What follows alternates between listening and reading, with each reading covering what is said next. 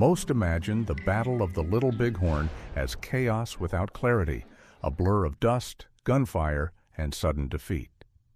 But that picture is incomplete. There were patterns, identifiers, and details that allowed witnesses to track individuals even in the confusion.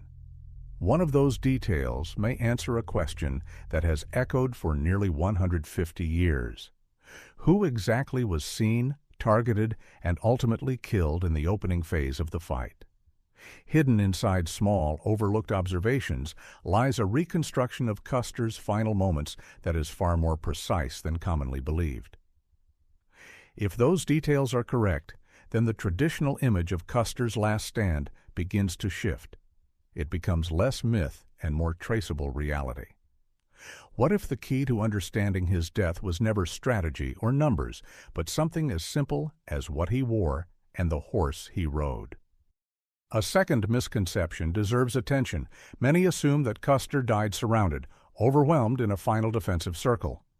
But what if that moment was preceded by a failed offensive move that exposed him earlier than expected? Consider a counterfactual.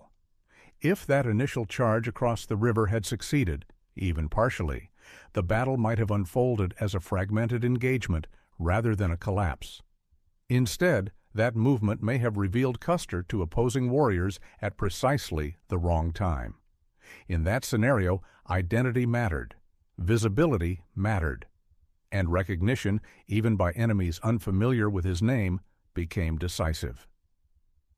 If one man stood out more than the rest, then one man became the focal point of fire.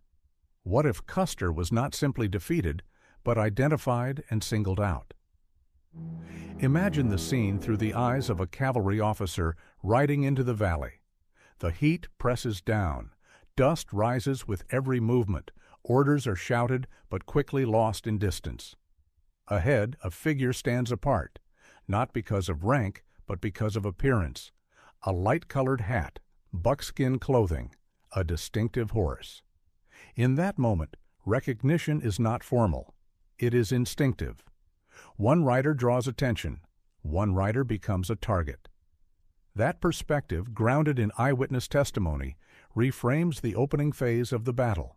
It suggests that the chaos still contained moments of clarity, and in those moments, individuals made decisions that shaped the outcome. Now connect that to the present. Modern audiences often rely on simplified narratives. Heroes and failures are reduced to broad strokes. But history rarely operates that way. It is built from fragments, from testimony, from physical evidence, and from careful comparison of accounts. The Little Bighorn is not just a story of defeat. It is a case study in how small details influence large outcomes. Understanding those details sharpens how we interpret leadership, decision-making, and risk. When leaders become visible, when they stand apart, they also become vulnerable. That principle extends far beyond the battlefield. It applies to every domain where visibility and responsibility intersect. There is also a lesser-known detail that reshapes the entire discussion. Multiple officers wore buckskin that day. This complicates identification. Yet only one officer combined that clothing with a sorrel horse marked by 4 white stockings and a blaze. That combination becomes critical. It narrows the field from many to one. It transforms a general description into a specific identification. And that is where the testimony of both soldiers and native warriors begins to align in unexpected ways. Edward S. Godfrey, a survivor of the campaign, later provided a structured account of the equipment and appearance of the 7th Cavalry. His description of George Armstrong Custer is precise. Custer rode a sorrel horse known as Vic, marked distinctly in all 4 legs and the face. He carried a sporting rifle, revolvers, and wore a light hat with a broad brim along with a buckskin outfit. This was not standard uniform presentation. It was practical, but it was also distinctive. Other officers shared elements of that appearance. Buckskin was not unique to Custer. Several officers adopted it in the field, particularly in the summer heat. However, most retained standard blue trousers or mixed elements of regulation attire. This created a layered visual field where similarity existed, but complete duplication did not.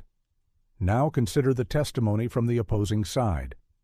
A young Sioux warrior later described shooting an officer in buckskin, riding a sorrel horse with 4 white markings. The description aligns with Godfrey's account in a way that cannot be ignored.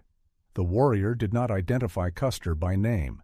He identified him by what he saw, and what he saw matches the most distinctive combination on the field. This introduces a critical analytical point.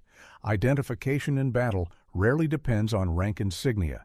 It depends on visibility, contrast, and repetition of features. Custer's decision to dress differently from many of his men, combined with his choice of mount, created a recognizable profile. In a fluid engagement, that profile could be tracked. Another layer emerges when examining the physical positions of the fallen. Godfrey noted that Custer's body lay slightly apart from others, positioned on a slope. His wounds were limited and precise compared to many others. This has led historians to argue that he may have been killed earlier in the sequence of fighting, rather than in a prolonged final defense. Nearby, his brother Tom Custer was found under far more severe conditions, suggesting prolonged exposure after death. Boston Custer's body was located at a distance, indicating movement during the engagement. These spatial relationships matter. They suggest fragmentation rather than a single, cohesive last stand. A seldom discussed figure in this context is Sergeant Robert Hughes, the bearer of the regimental flag. His presence near Custer indicates that at least part of the command attempted to maintain cohesion around identifiable symbols. When both the commanding officer and the flag bearer fall in proximity, it signals a collapse of command structure at a localized point. There is also a logistical detail that reshapes interpretation. The cavalry did not carry sabers into the fight, despite popular depictions. Their primary weapons were carbines and revolvers. This limited their effectiveness in close quarters once mobility was lost. When horses were released or scattered, the tactical advantage shifted rapidly. Warriors who remained mounted or mobile could exploit that shift. The loss of led horses, particularly among certain troops, had a measurable psychological and tactical impact. Without remounts, retreat became unlikely. Ammunition supply became constrained. The engagement transitioned from maneuver warfare to static defense within minutes. This is not often emphasized, but it is critical. The battle was not simply lost through numbers. It was lost through the rapid erosion of mobility and supply. There is also a downstream consequence rarely highlighted. The destruction of Custer's battalion intensified federal military response across the plains. Within a year, coordinated campaigns forced many native groups onto reservations. The battle, therefore, did not halt expansion. It accelerated the final phase of resistance and its suppression. This outcome complicates the perception of victory and defeat. It shows how tactical success can lead to strategic loss over time. Returning to the central question, the convergence of eyewitness accounts suggests that Custer was not an anonymous figure lost in the confusion. He was visible, he was identifiable. And that visibility may have drawn concentrated attention at a critical moment. This reframes the battle.